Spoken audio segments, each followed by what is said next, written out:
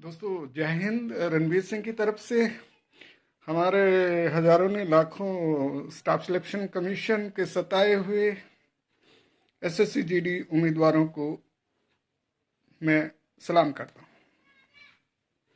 दोस्तों, आपके आने के उपलक्ष्य में दिल्ली का मौसम भी करवट ले रहा है, बदलाव देखने को मिल रहा है। शाम को ठंड बढ़ गई है। ऐसा लग रहा है कि पूरा जो है धुआं धुआं सा फॉगी और पॉल्यूशन में कुछ वृद्धि हुई है, लेकिन हम इससे घबराने वाले नहीं।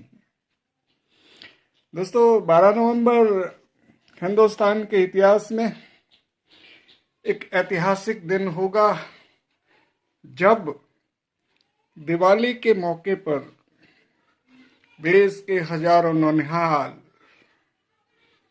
अपनी माँ की छांव को छोड़कर और इस सदी के संत बापू की समाधि पर शरण में आएंगे, ताकि मीडिया, आम पब्लिक और सरकार का ध्यान इस ओर जाए कि 3 साल से लंबी चली भर्ती प्रक्रिया, जिसके कारण ये युवा ओवरएज की कगार पर हैं। और अगर ऐसा होता है जो पिछले 10 साल से होता आ रहा है, चाहे वो 11 की भर्ती हो या 2015 की भर्ती हो, अगर ऐसा होता तो ये एक बहुत बड़ा जो है दुख की बात होगी। और हम चाहेंगे कि शांतिपूर्ण तरीके से आप लोग आए। सेफ्टी की बहुत जरूरत है, क्योंकि आपको ये याद रखना होगा कि घर में कोई मेरा इंतजार कर रहा है। जिस हिसाब से आप घर से चले हैं, उसी कदमों का इस्तेमाल करते हुए आपको घर जाना और शांतिपूर्ण तरीके से यहाँ दस्तखत देनी है। जो लोग अभी घरों से नहीं चले हैं, मैं उनके लिए भी राय दूंगा कि वो अपना स्वेटर वगैरह भी जरूर ले लें, क्योंकि कल के और तापमान में आज में कुछ थोड़ा सा फर्क है। कंबल जरूर ले लें। और उम्मीद करते हैं कि ये जो ऐतिहासिक धरना प्रदर्शन, जिसमें देश भर के हजारों अलग अलग राज्यों से जो उम्मीदवार भाग लेंगे, इस देश की तदबीर और तस्वीर बदलने का आमादा जो रखते हैं, एक नई दिशा और दशा तय करेगा 12 नवंबर का धरना प्रदर्शन। हमने तकरीबन मीडियाज को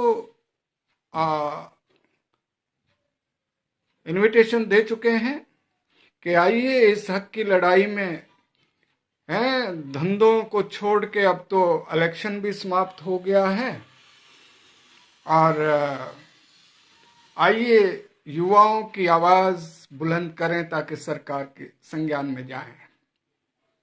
हम किसी पार्टी पॉलिटिक्स के नहीं हैं, ये वेरी क्लियर करना चाहेंगे। लेकिन जो लोग, जो भी राजनीतिक सत्ता हो या पक्ष हो विपक्ष हो, जो लोग भी आना चाहें, जो नेता आना चाहें, जो युवाओं के हक की बात करें, उनके जो हम क्या मांग रहे हैं आपसे, सिर्फ 25,000 सीटें बढ़ाने की बात करें, 60 ऑलरेडी हैं। तो वो नेता लोग भी, जो भी किसी भी पार्टी सत्ता पक्ष या विपक्ष का हो, सादर आमंत्रित है हक की लड़ाई में, क्योंकि ये पॉलिटिकल मंच नहीं है। हमारी जो है गुहार तो माननीय प्रधानमंत्री जी तक है और आवाजें जा रही है। लेकिन दुख की बात है कि गृह मंत्री जी और गृह राज्य मंत्री जी को बार बार उनके ऑफिस में टेलीफोन करने और उनके जो विशेष सहायकों से बात करने के बावजूद आज तक नहीं बुलाया गया।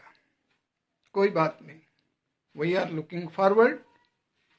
आइए इस हक की लड़ाई में शांतिपूर्ण भागीदारी निभाएं।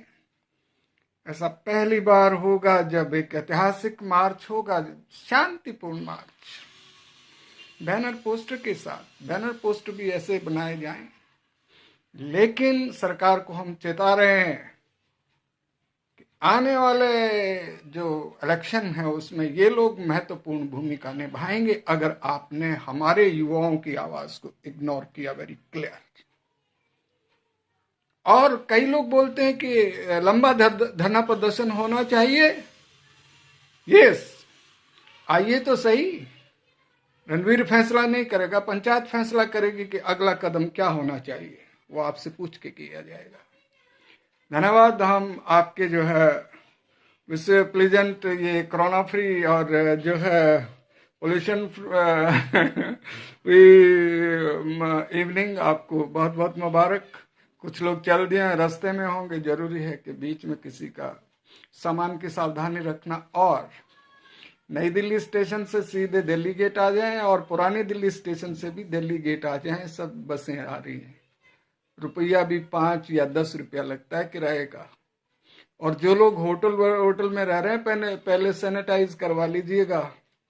देखो ना, कितना बड़ा दुख की बात है कि जवानों के पास जेब खर्च नहीं है। कैसे कैसे वो किराया मांग के आ रहे हैं, क्या सरकार को ये पता नहीं है?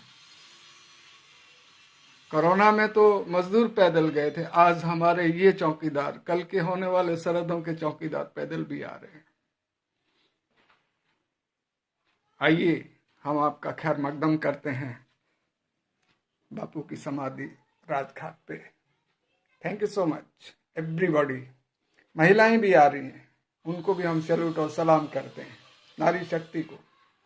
आइए राजघाट बापू की समाधि, अहिंसा के पुजारी की समाधि पे हम आपका इस्तकबाल करते हैं। Thank you so much everybody.